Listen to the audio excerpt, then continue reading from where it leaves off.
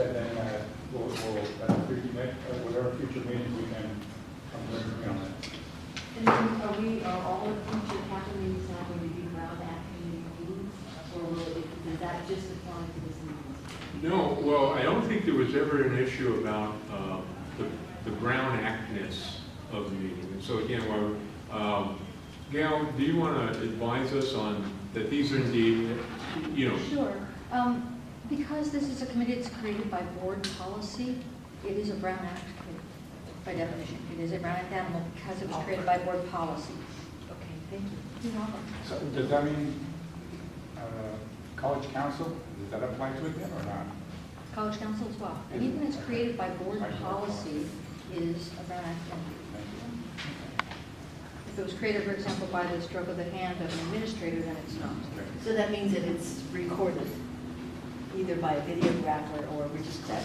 Okay. Not necessarily. What it means is that it's subject to the public notice requirements under the Brown Act, which requires that all items that are discussed be subject to an agenda posted no later than 72 hours before the new right, that there be minutes taken, and that the minutes be made publicly available. So minutes can either be minutes or a videographer. No, video is not minutes.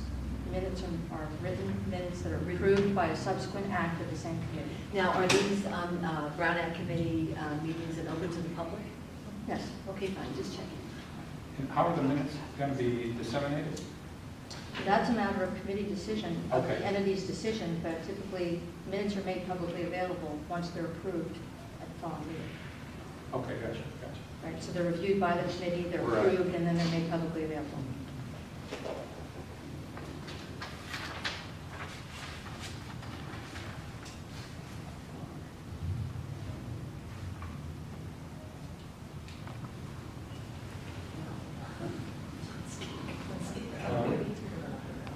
Oh, Okay. Well, maybe we should be talking. yeah. Well, yeah, welcome and introductions. Everybody need introductions or people? Public comment. Well, does anyone from the public have any comment? It was me. Oh. I've always wondered what happened at CAPM meetings, so it's nice to be invited. That's my comment. Thank you. And then discussion topics. Academy of Professional Learning. We had some questions about Academy of Professional Learning. Number one is that according to 10+1 in the Ed Code, the Academic Senate is charged of professional development. Now, can you tell us how Apple fits in with that stipulation?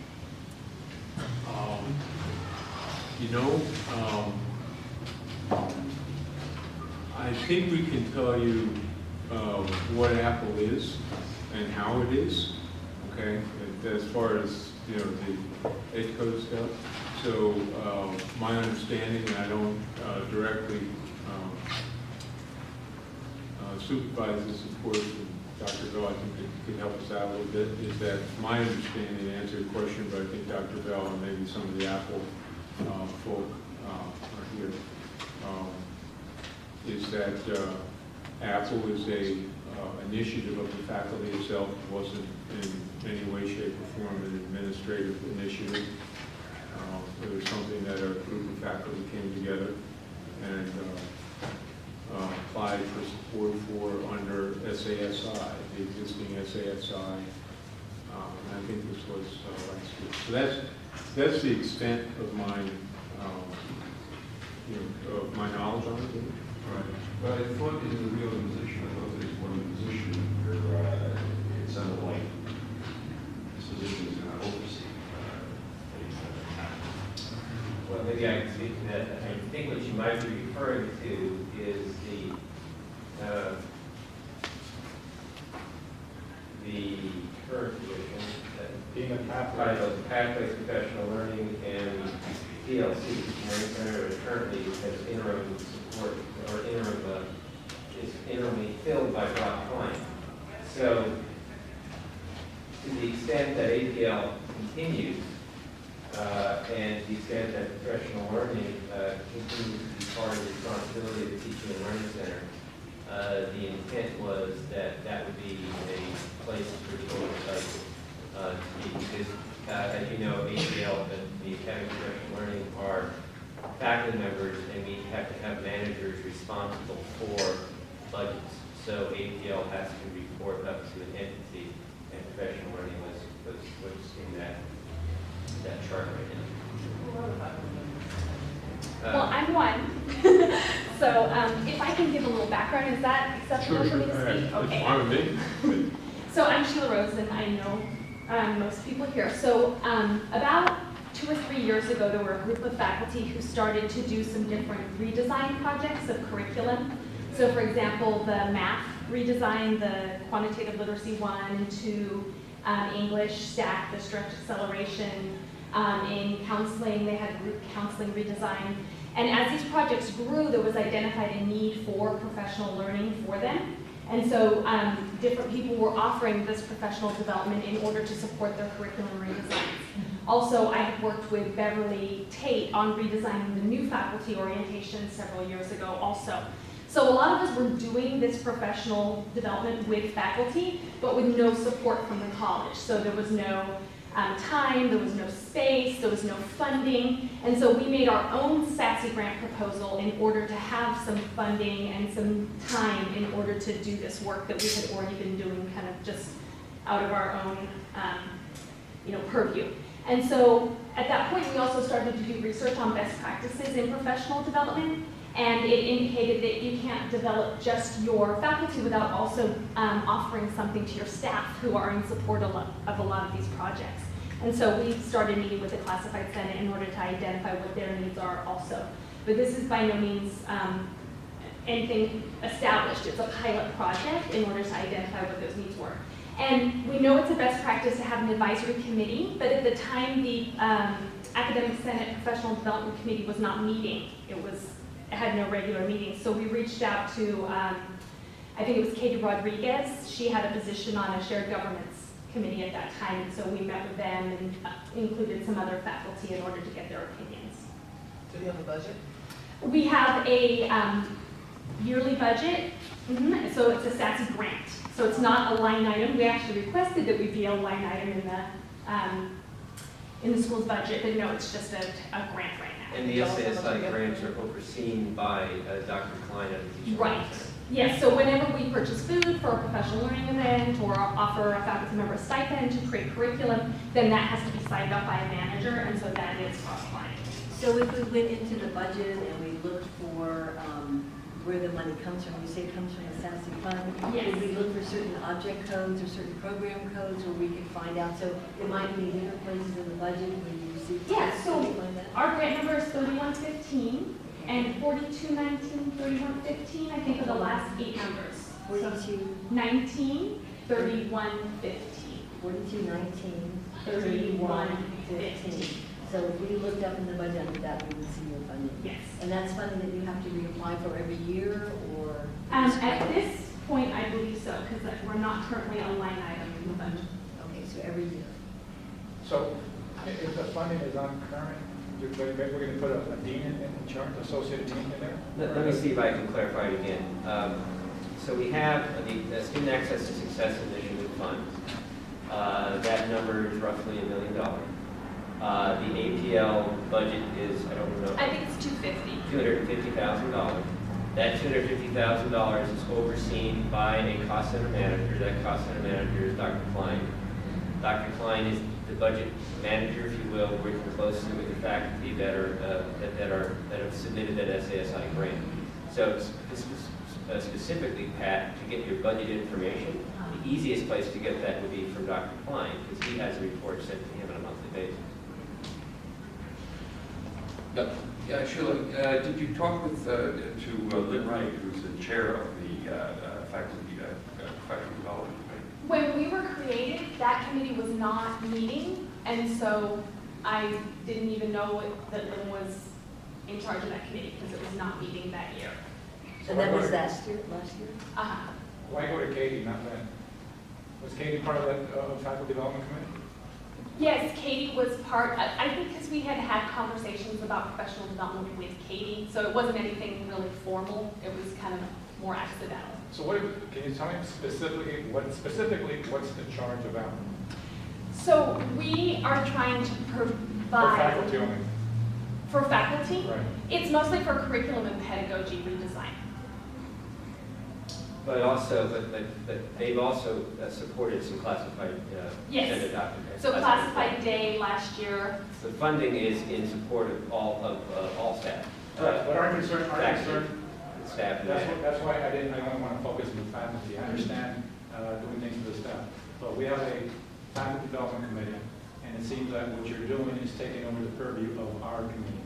And we want to prevent that from happening. right, and we by no means want to do that. So a best practice is that professional development cannot be run by a committee because there's so much logistics. It has to be run by a center that has a staff and a budget and funding, but it certainly should have advisory committees from all areas of the campus. So now that the Academic Senate Committee has reconvened, we would be more than happy to meet with them and have them as an advisory committee. Well, I think that's our purview, it's not Apple's purview. If anything, Apple we should take their advice. And leave it at that, because that's our purview, that's our charge. Yeah. And we're stepping on our toes. Well, I have not found a college that has professional development run by a committee of the Academic Senate. I went to the Basic Skills Initiative Leadership Institute that was run out of the 3CSN, the Chancellor's office, and it was like 50 different colleges, and we were all there talking about professional learning. And so the model is that you have a center that is advised by the Academic Senate for the faculty needs. So if someone comes to me, a faculty member comes to you, asks you for funding for curriculum, and they can also come to us, and we both approve it. Okay. Okay, so I think that, in essence, what that faculty member is not double dipping, they're getting $3,000 per month, $3,000 per year. I think there's a conflict right there. So Right. how do we avoid that conflict? I think to communicate with each other. Or I think, what should be better if we can just simply say, this is your purview, this is our purview. Our faculty is the role of the purview academic senate. So if Apple wants to do something for the classified staff, by all means. But to do something for the faculty, which is our purview, I think is wrong. Well, I think that the issue is that a committee can't run the logistics of professional learning. So for example, on Friday we had a retreat, and we also had a program review seminar. So it's like rooms need to be gotten, food needs to be ordered, and so that it's hard for a committee to do that. If a committee has to back in the funds of the college, That would could help here, because I certainly, don't think it's a good idea for faculty.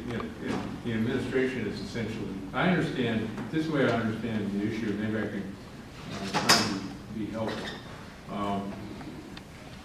What I heard, and actually some of this I'm kind of being caught up on, because I actually, you say, as Sheila told you, there's no funding that's, coming from the administration. This year we have not approved it or made it a cost center.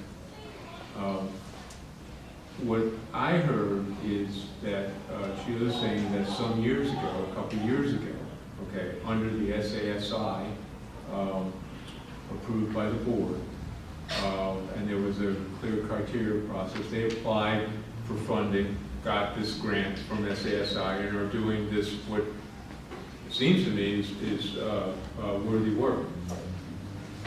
And so on it goes. Now, what I hear you saying and querying Sheila about is that, well, now hold on a second, we have a professional development committee, and the work of APL or any faculty development, activity should come through our process. We have no objection to that whatsoever. So since APL has its existing grant, and you want to take APL through your process and make recommendations to the administration as to whether you would approve continuing with this grant, or this grant or not, have at it. I think what Sheila is trying to say, though, is that a faculty group a faculty committee cannot actually spend money. That money can only be authorized, the purchases, the transactions, and so on and so forth, by a cost center manager. So that that's the reason why the Senate, you go through your process, and if you decide, I would be interested to know why, but if you decide, well, we're not doing APL anymore, we're doing this, okay, you wouldn't just do it, because you couldn't. You would make a set of recommendations based on a mutually agreed upon process, just like we did in the past. You would bring those recommendations forward, and just like we did in the past, 99 times, we say, great, you know, so that's the process. My only kind of content concern is, it just seems to me that, you know, whether it's APL or anything else, yeah, get it into your process, but that, you know, any faculty member who has an idea for development or curriculum design ought to be supported in doing it. And if you guys want to do that, fine by me. So that's just the way I would cast it. I'm going to just close this door so we can, I can't hear very well. Good. All right, so within this context, I'm thinking, if we have the funding and the support of the college, we can do the exact same work. Well, you can make the exact same recommendations. You could certainly, you know, if by work, which is the thing that faculty are, you know, expert at doing, you're saying these are our goals, these are, you know, this is our college's mission, and we would like to have a process in which any group, any faculty member, anyone, okay, could bring forward a proposal and say, I'd like to do this. Then you construct a process through your committee or through other means to evaluate the proposals and make recommendations to the administration for how that, for what that would be. Well, perhaps one of the first things that should have been done is when this proposal came to administration and was approved, is making a statement that, isn't this already being done through the academic senate? And if so, why aren't you going through them? So instead of approving it and beginning it, and now telling us that we need to go through them. We didn't approve anything. And when that proposal came forward, say over 2 years ago, we were having regular amicable sessions with the Senate Executive Board, and the Senate Executive Board said, go to it. Right. So if you want to change that now, go to it. Well, did you have this discussion with the Senate last year with President Henry? Was the subject of Apple, did it come up at CAPM meeting? Oh, I'm sure it did. Yeah, we worked with Dustin on the faculty professional learning days. The Flex Day, we planned that together last year with the academic senate. So this was raised, I'm just wondering, you said that this would come up at a CAPM meeting, did this come up at CAPM meetings? Yes, it did. I mean, up until this year, and even in the last year, everything that we've done with SASI relative to APL and STAC and the math program, a variety of other things, had, you know, the executive committee, the academic senate input and discussion and agreement. Well, now that we have, we agree that this is a Brown Act committee meeting and that we would have minutes, I mean, you know, that's just something that, you know, people can go back and read. I spend a lot of time reading minutes myself. So now that it's, that this will be very useful to all of us to have these meetings and these reports. I'm sorry. Yeah, I'm sorry. I was on the executive committee last year, and I don't remember it actually coming on the faculty. I do remember that Dustin meeting with the president brought up sometimes, and what happened then, but I don't remember it coming from faculty.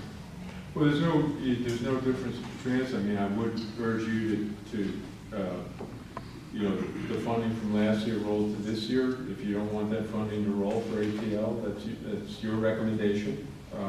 So, you know, put it through your process so that APL or any faculty member who has a project for next year can know whether you're going to make a recommendation for it.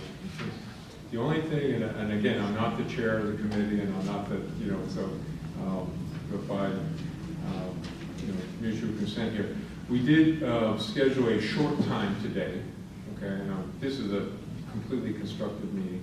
So we had scheduled it, you know, 3 to 4, and I know Mr. Miller has to be out, and I have a 4 o'clock. So, and there's no actions to be resolved. So if that's okay, and then we have another we can, why don't we schedule it for the 3 to 5 and really, spend some time on this, so that we can, because I want to support the process that you want to make recommendations for professional development, of which this is an important part.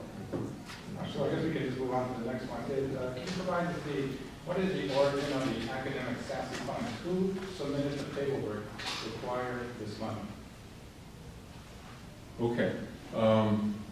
This kind of goes back into, pretty far ancient history. The board, when I came in, the board, we put together the Ed Master Plan that the board approved, I think, in December of that first year, December of 10.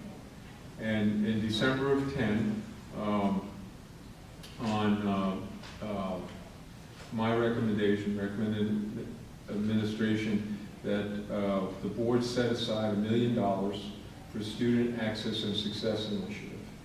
And the board went through a couple of meetings, as I recall, as a matter of record, in which the board set out basic criteria. Here are the board goals. Here's $1 million. This is designed to boost just what we're talking about, faculty development and so on. Faculty development, faculty innovation, and so on. So again, and you guys can pick up the story, that's the extent of my involvement, because that's my job to do. And then Bob at the time, Dr. Bell wasn't here, worked with the Senate to develop clear criteria for how faculty would apply for the grants. And there were a lot of people who applied and a lot of people who received funding. The design technology pathways program.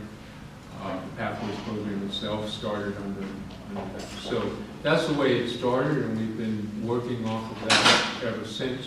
The issue that you raised, again, same issue, is that there was an additional last year, because the board felt that it was this had yielded such good results, that the faculty had done such a great job in in developing these new ideas.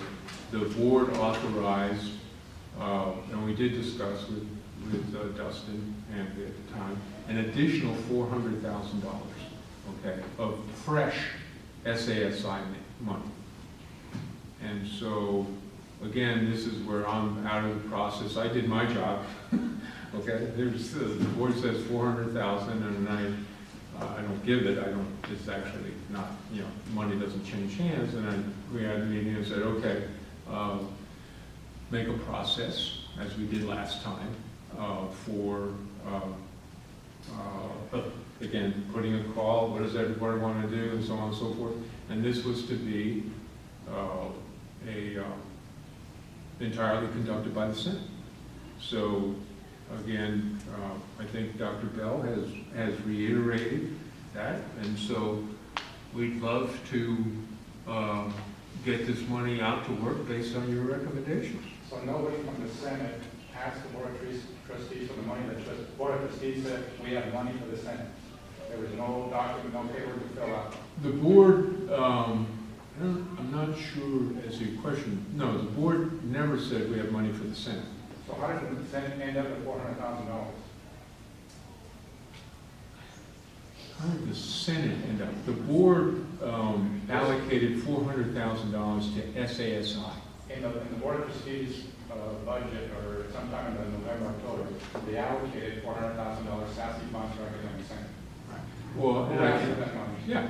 Well, And I think by that, what the board meant, because we were having amicable, process discussions with President Hamby at the time, that yes, that what we would do, since this had already been institutionalized, we would simply take this money and essentially say to the Senate, this money is now available, construct a process to make recommendations against it. That's all. Is that, That's So essentially. this money can never be used, this $400,000 is not to be used for anything else but for, SASI? Yeah, well, okay, so let's talk just for a second about Student Access to Success Initiative and its original purpose and design. It was for kind of R&D, research and development, and innovation.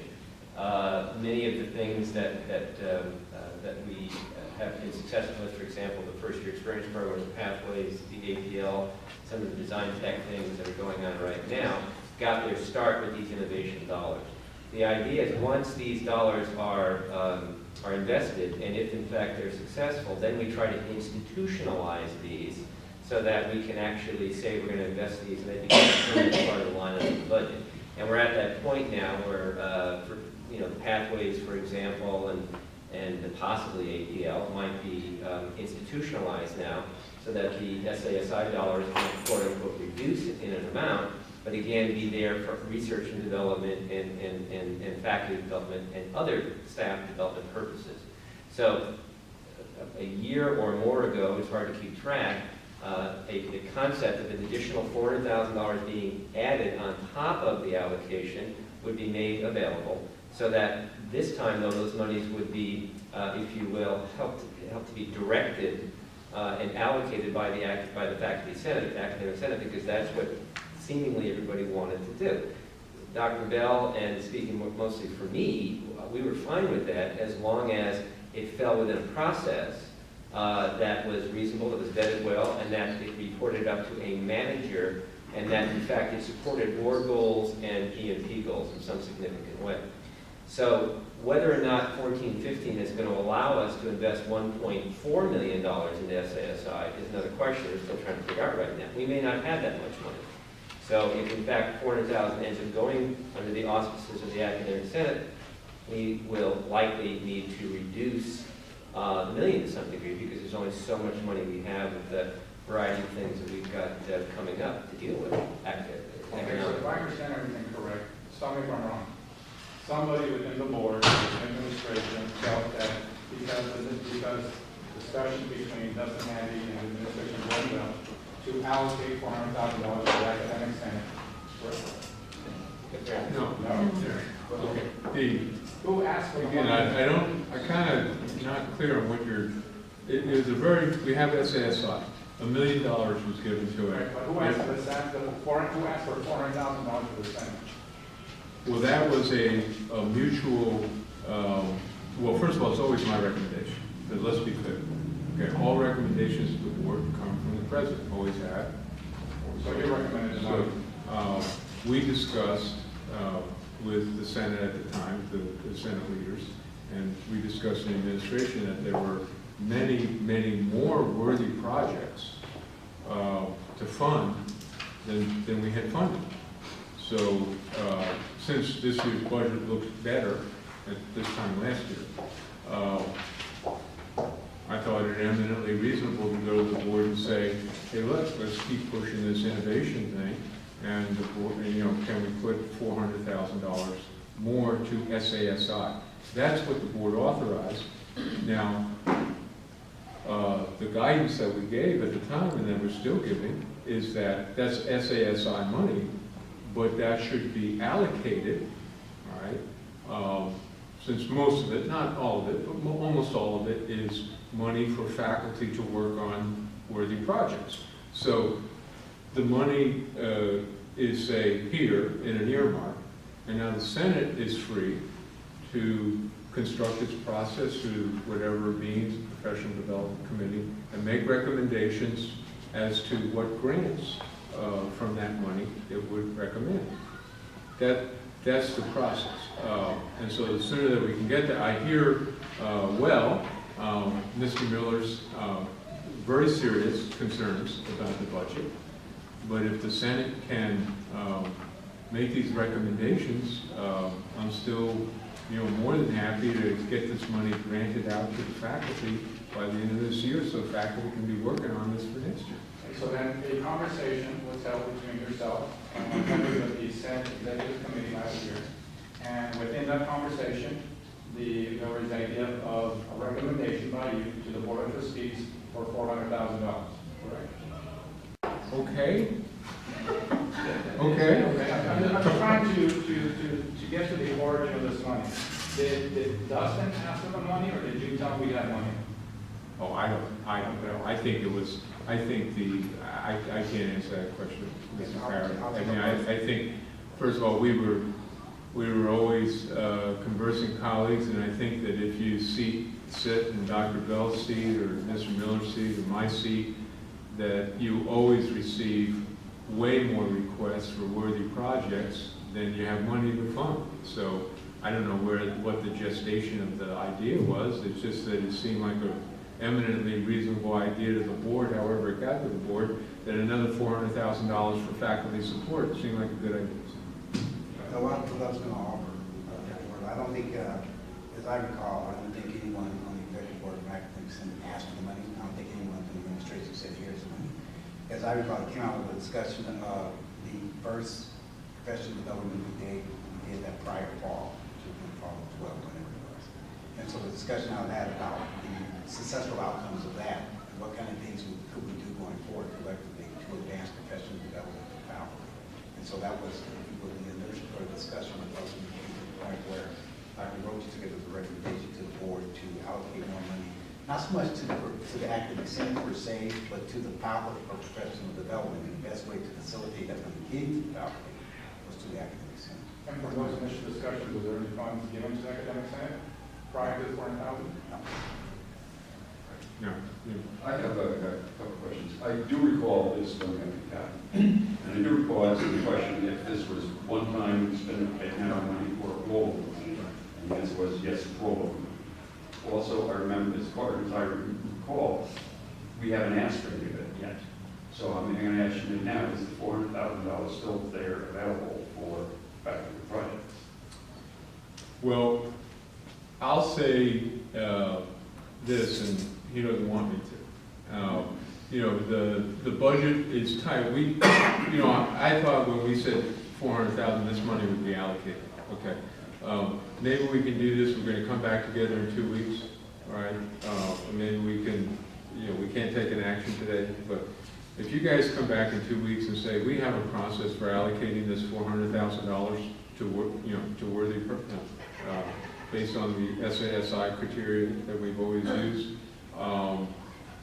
I will work with Mr. Miller to make sure that the money is out there, because if we don't get this money out to faculty by, you know, certainly out, you know, they have to apply, so by the end of the semester, it's not going to go to work for next year. All right, well, So I will make that commitment if you will make the commitment to say, okay, here's our process, here's what here's how we're going to make the recommendations against the 400. Let's start. Okay, and it, you know, and on the first SASI and this SAI, you know, I never even took a meeting. So a lot of this is, you know, As was explained to you by Dr. Bell during our meetings, is that our faculty member would submit their form to the committee, our committee would then approve it, and then feed it to Dr. Bell, and Dr. Bell would yay or nay it, and then move it forward for approval, correct? Pretty much, yeah. Okay, so my question is, under what conditions would the college say no to something that the faculty development committee has said yes to? well, I'm not in the habit of answering hypotheticals, but I'll leave it to Dr. Bell whether he wishes to. I can say is, Mr. Cairo, is that since I've been here, did recommendations of the faculty senate on this issue, I can't remember when we put one back.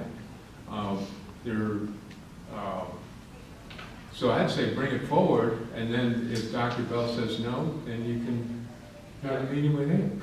And I'll interject, and I need to leave in about 5 minutes for an off-campus meeting, and I apologize for that. In my simple way of looking at things, it's about our college goals and our educational master plan. So anything that comes forward from the academic senate that works in that manner and Dr. Bell has approval would very likely get approval. I am very, very hopeful because of the great work that's been done by so many other of your colleagues, you know, Sheila and many, many, many others, the STAC program, the math program, all these things, that that whether they come through the PLC side of the SAS side or the academic center side of the house, that it's those initiatives that will get funded and supported. Because we don't have money to invest in things that do not move our education master plan and our board goals forward. Would you so? And if there were, I mean, Bob Bell and I are usually always in the same. I can't remember a time since I've been here where Bob or Jackie ever brought a faculty proposal. I said no. So, and again, and not since we're, I just want to make sure that we at least speak to and set up for next time. We've got the issue of accreditation, self-study, and you want to talk about independent consultant, campus climate, and then the student-centered class scheduling. So just want to make sure that we accord at least 10 minutes-ish to each one of those, because we'll have to break at 4, which doesn't mean we've decided anything today. It just means that we've broken open the envelope on this, and we'll come back to it on. I'm just a little confused about the campus surveys. Yeah. All right. So, in looking at your 5 things to know for the week, you said that Crystal Colbross is supervising this survey that is required of our accreditation self-study. All right. So that means then that the survey that's getting ready to be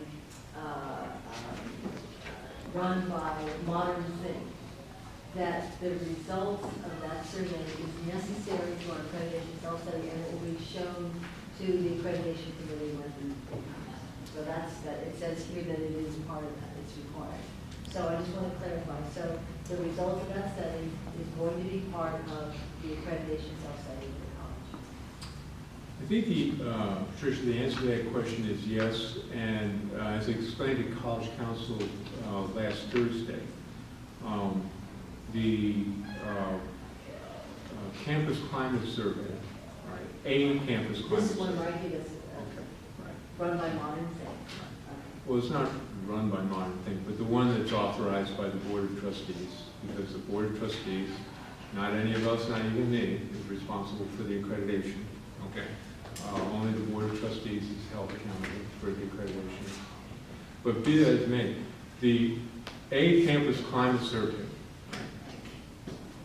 is the most common tool that colleges use to evaluate the participatory decision-making process. I understand, I just want to be clear about how it's going to be used. I understand why it's used and it doesn't work, but I just want to clarify that it will be part of it, said to the accreditation self-study. Because I've heard other people say, maybe even some administrators say, that it may be used, but it may not be. Well, so I was just wondering if we can well, maybe have I can. more That's a helpful question. Maybe I can clarify that. I think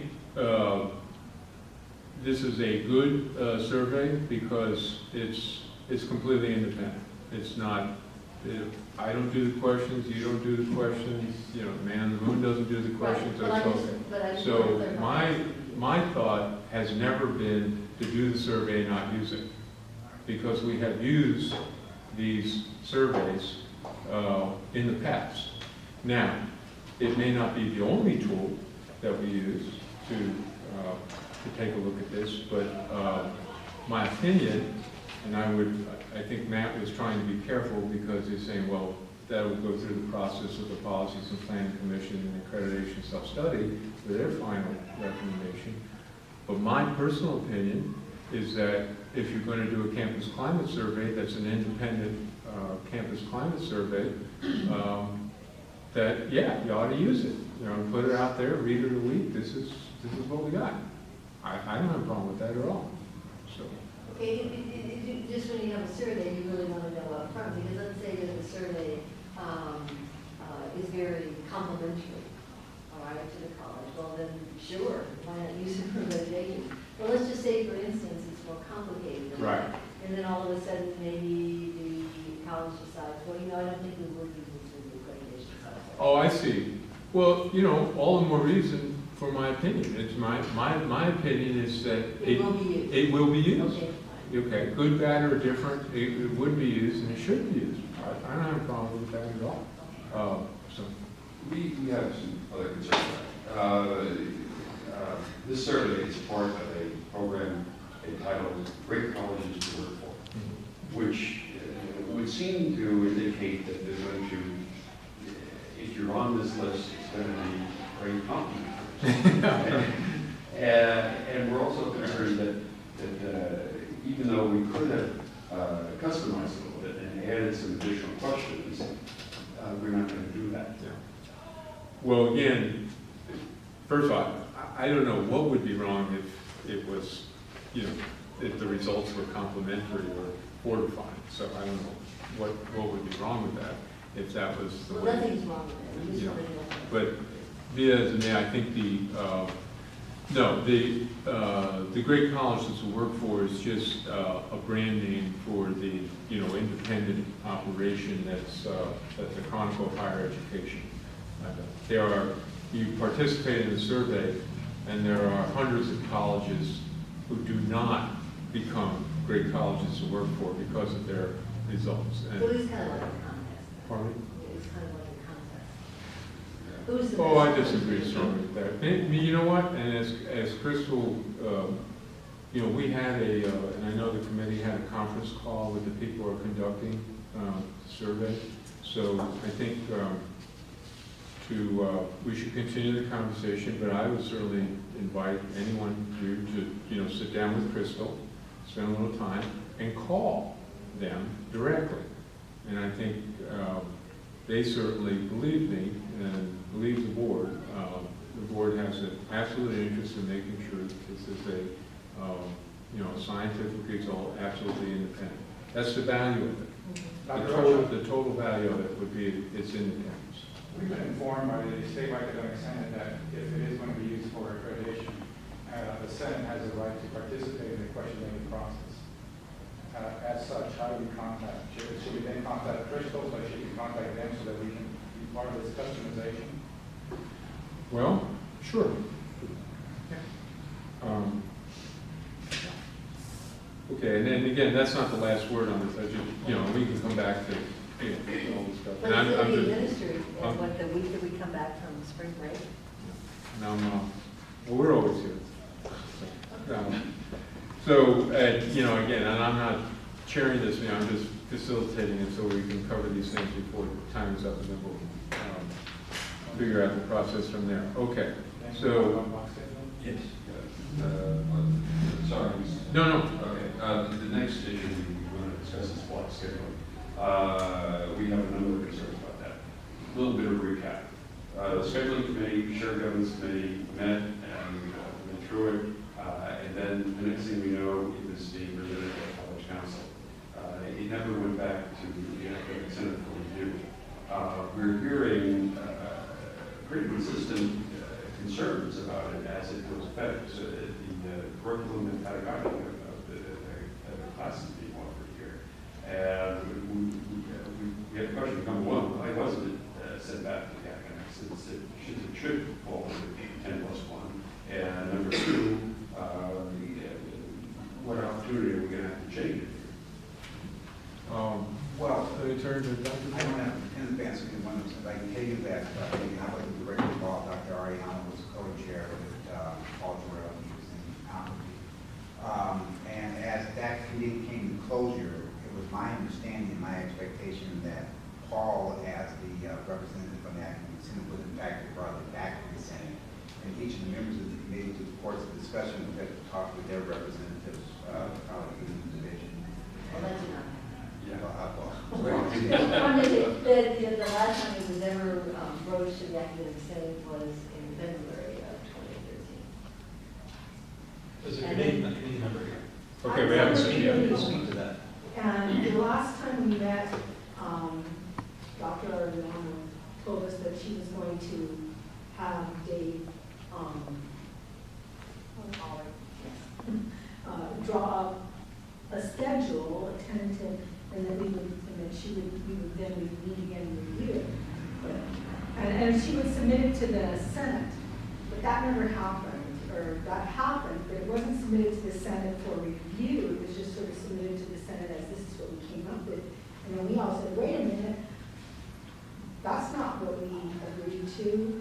And then Dr. Arellano, I think, met with you guys and just said that, well, we got input from these faculty members, so we feel like done with. But it never did come back to the Senate, and it actually, what our input wasn't really all that reflected. So we have a schedule that the academic senate has issues with.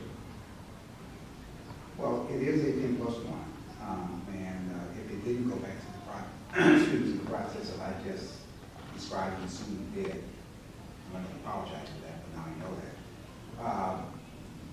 I can give you some of the generic rationale. Okay. One of the primary reasons we're trying to move to a block scheduling is to afford students a better process to be able to schedule classes on themselves. So I think there's agreement that that's a legitimate reason to go about it. And obviously, the quicker we can do it, the earlier we get a group of students in, so it's advantage to that. But to your point, Dan, I don't know how much time we have. We're shooting to have an implemented fall through summer. It's going to be Summer this 14. summer. So it's summer 14 schedule is done. So I am full pretty much. So I'm not going to say, let me do this. Let me go back to the principles. Let me go back to Dr. Ariana. Not that I'm going to go back and check the clarity because I believe what you said to be accurate. But find out exactly where we are. But we went forward with my direction to academic affairs go forward on the assumption that it had in fact gone through the committee process, been reviewed. We did have a new representative there. So, and again, I didn't drill deeply and ask the questions. So that's why we're going forward. So we will see what we do at this point. But even if we agreed to it, we were just like 2 members of faculty senate, 2 or 3 people, and the faculty is a very large body. And I don't think that, like, I never understood it as one person on that committee that I was sort of representing hundreds of faculty when I say something. And I guess what the big thing was that when we talked about starting at 7, it was, well, there's going to be a few people who want to start classes at 7, so everybody else can go ahead and start at the regular 8 time. But what happens is when you put the entire school on the same block system, that means like all our classes can either start at 7 in the morning or 10:30. And then there was another thing where they changed like from having an all-day Friday class to it being on a Friday and Saturday class, which for our students, it just doesn't work because our students that come Monday through Friday do other things like work on Saturday and Sunday. The people who come on Saturday and Sunday aren't really the same people who come on Monday through Friday. So, for us, it's like a huge Well, problem. those were the kind of issues that would. That weren't discussed in the committee at all. Well, a couple of things, and then I have a question, and I see Trustee Frazier here has a comment. First of all, I certainly get your understand your issues. Okay, I understand your issues. I think the way this came up is because the Board of Trustees had set out a goal of what they call the student-centered class schedule, and it had received a large amount of input from a number of people, including faculty throughout the college, and especially students, that the current schedule in which courses overlap in terms of their times make it extremely difficult for students to get all the courses. So it did seem to me to be reasonable to pursue a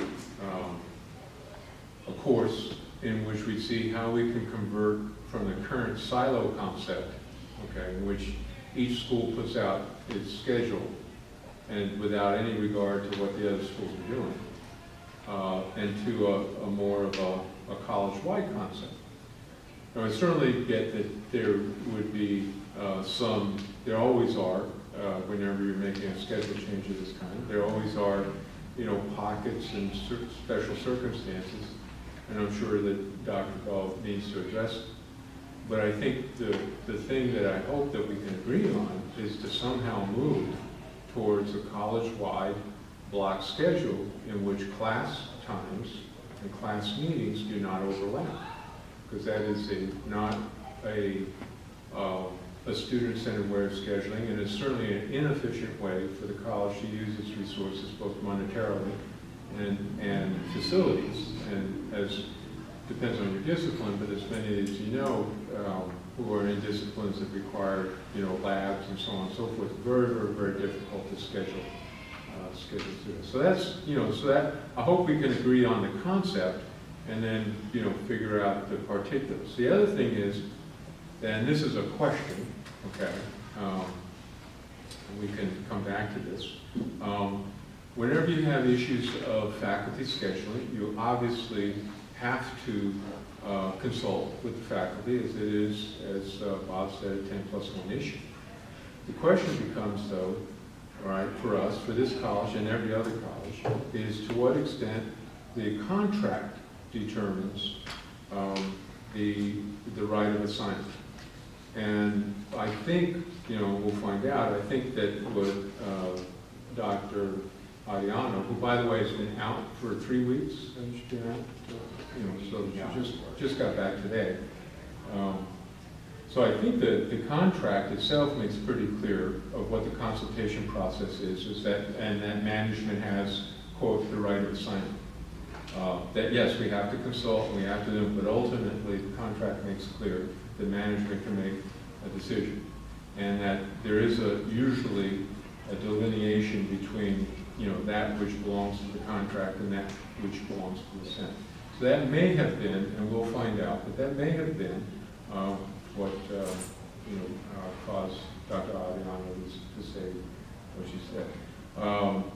So we'll certainly look into that and come back to it. We have some time. Is that why that did not come up at college council? Because in the previous college council meeting, we were charged to go back to our constituents and to bring back, well, for the faculty, there have been pedagogical problems that people have discovered in different areas with this block scheduling. So it was agreed that that would be on the agenda for last Thursday. So that's why it wasn't on the agenda, because Dr. Ariano wasn't there. So it will be aired at the end of the next college council meeting. And well, I hope we can discuss it. Again, we have this meeting on from March 17th and so on, and so I hope we can discuss it before then. Dr. Rocha, so a couple things. First one is, this is 10+1, and we did not mutually agree on this policy that we should remain status quo. So we should not change anything because we did not reach that, because we did not mutually agree. That's the one, 10+1. And the second one is, I'm glad that you said that there was a large number of input, a lot of people that were consulted. So could you tell me this number?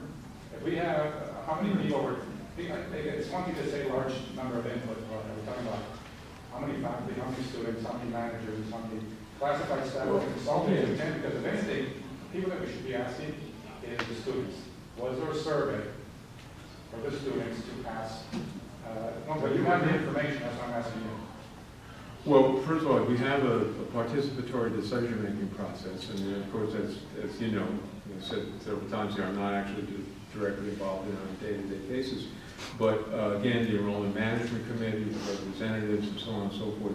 So there is a process, a system for gathering this input. I do not have the data that you're asking. But just to, so again, that we're not going to close anything down, okay, today. But if it's okay, let's take Trustee Frazier's comment, and then maybe we can veer towards next steps on this. Okay. Before we can just say that at our next meeting, perhaps that information can be provided. Well, I'll see, but I certainly don't have access to it or know if anybody. Or whoever it would be. Crystal, I would ask you, this information that was accumulated, who has that? So maybe I can consult with that. You want to talk to Dr. Ariano? I mean, she's the one who said that. Yeah, I was to ask her, what conflict, because she may not have it, but she'll always know. We're sure to go. Again, all I'd say is there's a difference if we're talking together, collegially, about how we make this work than about whether.